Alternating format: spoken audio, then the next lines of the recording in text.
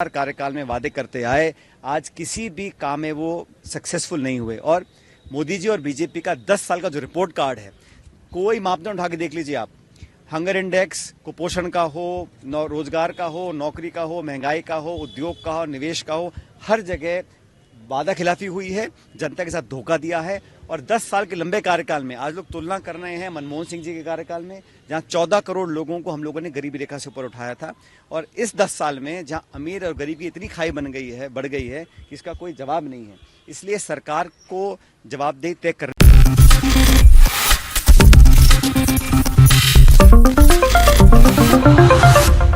नमस्कार, next 9 news देख रहे हैं आप और मैं हूं आपके साथ प्रज्ञा सिंह।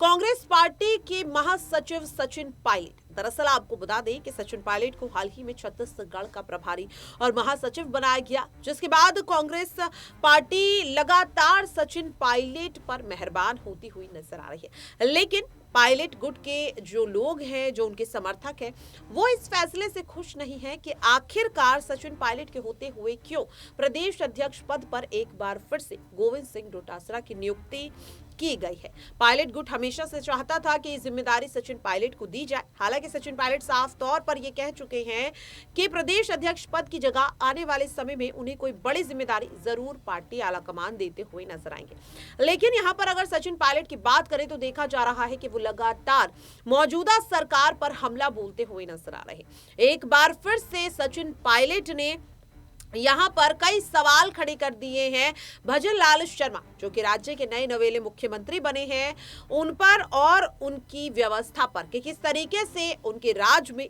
कई ऐसी चीजें हो रही हैं जिनसे जनता का जो भविष्य है वो खतरे में पड़ता हुआ नजर आ रहा है। क्या कुछ कह रहे हैं सचिन पायलट, सुनिए जरा। राहुल जी की यात्रा शुरू हुई इम्फाल मणिपुर से, उसमें जो रिस्पॉन्स हम लोगों ने देखा, और ये पूर्व से पश्चिम की जो यात्रा है, ये भारत जोड़ो न्याय यात्रा देश के लिए बहुत महत्वपूर्ण है, कांग्रेसियों के लिए बहुत महत्वपूर्ण है। दूसरा, आप जानते हैं कि इंडिया अलायंस की लगातार हम लोग नेताओं से मीटिंग हमारी हो रही है, और बहुत जल्द सीटों के बंटवारों पर अंतिम निर्णय लिया जाएगा। तीसरा, प्रदेश के अंदर हमारी प्रदेश इलेक्शन कमेटी, हमारी कोऑर्डिनेटर्स कमेटी, हमारे ऑब्जर्वर्स लगातार दिन भर, आज हम प्रभारी जी ने, अध्यक्ष जी ने, हमारे नए नेता प्रतिपक्ष जी ने, हम सब ने मिलकर विस्तार से खुले माहौल में चर्चा करी है। और हम सब ने मैंने सुझाव दिया है कि नौजवान लोगों को मौका मिलना चाहिए, लेकिन जो जीतने वाला उम्मीदवार है, क्योंकि आप सब जानते हो पिछले 2 चुनावों में कांग्रेस यहां पर सफलता प्राप्त नहीं कर पाई थी, लेकिन इस बार क्योंकि हमारा जो वोट शेयर है वो अच्छा रहा है विधानसभा चुनाव के अंदर, और नई सरकार जो भाजपा की बनी है, हालांकि बहुत शुरुआती दौर है, अभी कहना जल्दबाजी होगी, लेकिन जो संकेत मिल रहे हैं, जो इंडिसीजन का माहौल है, जो विकास के काम ठप पड़े हैं, पीडी अकाउंट बंद कर दिए, विकास को डेवलपमेंट करा नहीं पा रहे हैं, कन्फ्यूजन है, लगातार लोग धरने दे रहे हैं, आंदोलन कर रहे हैं, अभी से ही सरकार को बने 6 हफ्ते हुए नहीं हैं, और माहौल ऐसे निर्मित हो गए हैं कि लोगों का विश्वास जो है डगमगा रहा है। इसलिए मुझे लगता है कि राजस्थान के अंदर अगर हम कोऑर्डिनेटेड कैंपेन हम बहुत जल्द चालू करने वाले हैं, सब नेता दौरे करेंगे, ऑब्जर्वर्स जिलों में जाएंगे, एक अच्छी रणनीति, एक अच्छा नेशनल मैनिफेस्टो, और 10 साल की भाजपा का जो लगातार कार्यकाल में वादे करते आए, आज किसी भी काम में वो सक्सेसफुल नहीं हुए। और मोदी जी और बीजेपी का 10 साल का जो रिपोर्ट कार्ड है, कोई मापदंड उठा के देख लीजिए आप। हंगर इंडेक्स, कुपोषण का हो, रोजगार का हो, नौकरी का हो, महंगाई का हो, उद्योग का हो, निवेश का हो, हर जगह वादा खिलाफी हुई है, जनता के साथ धोखा दिया है। और 10 साल के लंबे कार्यकाल में आज लोग तुलना कर रहे हैं मनमोहन सिंह जी के कार्यकाल में, जहां 14 करोड़ लोगों को हम लोगों ने गरीबी रेखा से ऊपर उठाया था, और इस 10 साल में जहां अमीर और गरीब की इतनी खाई बढ़ गई है कि इसका कोई जवाब नहीं है।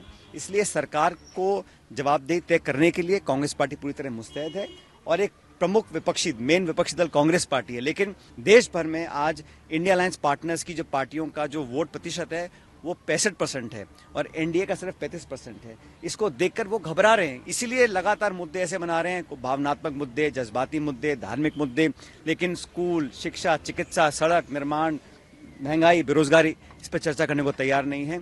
अच्छा माहौल देश भर में एनडीए के खिलाफ बन चुका है, और आज मीटिंग्स में हम लोगों ने निर्णय लिया है कि अति शीघ्र जिम्मेदारी बांधकर, नेता छोटा हो बड़ा हो, हमारे अग्रिम संगठन हैं, बड़े नेता हैं, जिले के संभाग के, हम सब लोग जिलों में जाएंगे, सभाएं करेंगे, मोमेंटम बनाएंगे, और हमारी कोशिश रहेगी कि टिकटों का जो निर्णय आप चाहते थे, हम भी एआईसीसी भी चाहती है कि हर प्रदेश में कांग्रेस पार्टी अपने उम्मीदवारों का चयन जल्दी करे ताकि उम्मीदवार को पर्याप्त समय मिले पूरा प्रचार करने के लिए।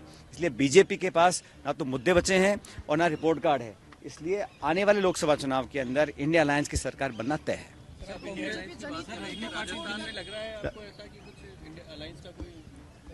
कहाँ पे? देखिए, जो भी निर्णय लेना है राजस्थान के बारे में, देश के किसी राज्य के बारे में, वो हमारी दिल्ली में लिया जाएगा। लेकिन राजस्थान में परंपरागत दो पक्षीय मुकाबला होता है भाजपा और कांग्रेस का, इसलिए हमारी तैयारी प्रत्येक सीट पर है, हमेशा से रही है। लेकिन अंतिम निर्णय इसका इंडिया अलायंस के बारे में दिल्ली में लिया जाएगा। हम चाहते हैं कि अलायंस मजबूत बने। इंडिया अलायंस के सभी पार्टनर्स को कहीं ना कहीं थोड़ा बहुत गिव एंड टेक करना पड़ेगा।